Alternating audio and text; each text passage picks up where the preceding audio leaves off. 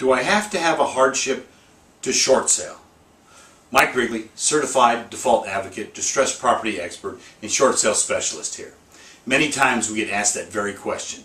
When short sales first came back onto the scene in early 2007, the lenders, investors, and servicers were certainly looking hard at whether or not the borrower had a bona fide hardship or not, be it job loss, death in the family, divorce, or any other number of hardships, before they would even consider a short sale.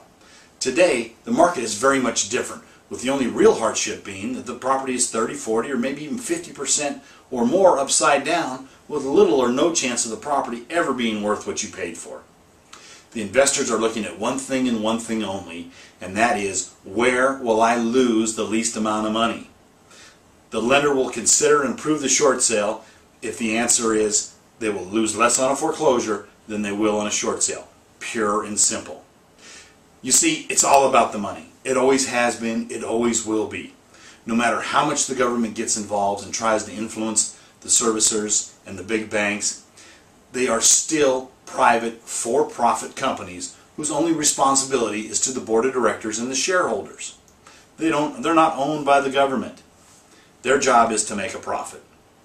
Short sale, foreclosure, first loss is best loss. What is going to work out best for my shareholders? Period.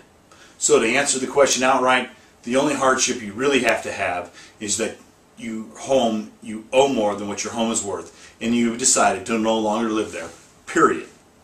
I can tell you of numerous cases where we have helped good families with good jobs and plenty of income to continue to make the payments successfully.